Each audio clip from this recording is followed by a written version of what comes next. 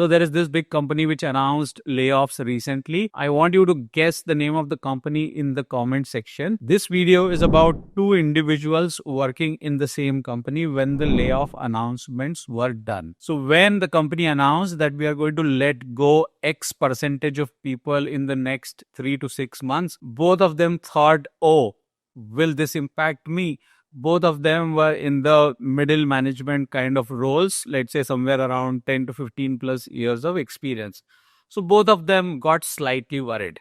Now, what I want to highlight in this video is the approach that both of them have taken and what is the difference between these approaches. And then you can decide what you want to do if you land in similar scenario. So this person one, as soon as he heard of this particular layoff announcement, he got worried and he approached his manager and his HR saying, my client project is getting over soon in the next quarter. Does this layoff impact me? Please tell me, what should I do? His manager said, no, don't worry about it. You have been a good performer. We will take care of you. So he felt relieved. So he took a deep breath and said, good, layoff is not going to impact. Person two was working on a project which was a little more long term. So it was like an ongoing SOW. But this person did not go and ask his manager whether he was safe or not. He just started to prepare his resume and his LinkedIn and his Naukri profile quietly. Now, layoffs started to happen. People started to get fired. Both of these people were not impacted.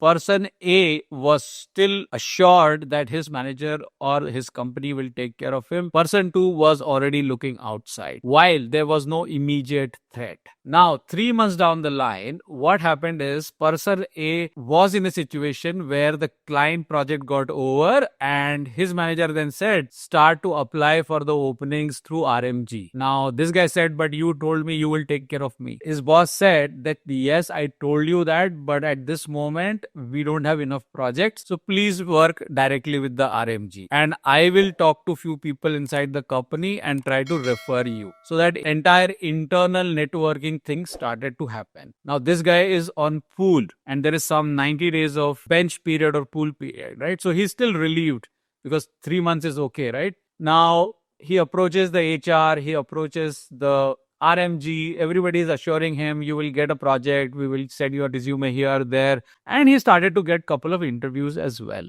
So there is some confidence coming in. On the other hand, the second guy is still working in a project, but continues to give interviews. Now, after 30 days, this guy started to panic, the first guy, because he is not able to clear couple of interviews that he got. So he approaches the HR and the HR says, we are doing our best to give you opportunities, but can't help it. That is the kind of pipeline we have. So prepare better for the next interviews. He continues to do that. And guess what? After 1 or 2 weeks, company all of a sudden announces that now the bench period is not 90 days, but it is 45 days. Now, this entirely shakes this person, okay, because he's on pool. Person 2 is still good. He's still on a project, still giving interviews or applying for jobs. Person 1 is tense because his clock on the bench period has already started.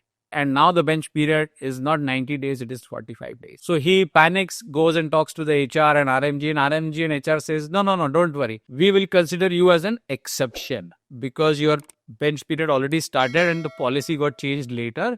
So don't worry, we will give you some exception, we'll give you some time. Okay, so after hearing this person is a little bit cooled down, but now he realizes that actually it is time to start to look outside because he sees a pattern that internal opportunities are less and now he's pressurized because of the bench policy change. Then he starts to prepare his resume and LinkedIn and starts to apply. By the time he starts to do all of this and get interview calls, HR calls him one fine day and says, we have given you enough extension. The policy is 45 days. We have already given you close to 70 days. So please quit. If you don't quit, we will terminate you. And then this guy starts to talk to his previous boss, previous client, does all the networking, but nothing happening. Because the company does not have pipeline, they just push him to resign. At the end of the day, what happens is this guy is jobless and now searching for a job. While on the other hand, our second guy has started to give interviews while he's still working on a billable project. Okay, so I hope you understand the two approaches, you understand what kind of panic person one has to go through, because he was hoping that something will happen internally, and because he delayed taking action for his own interest.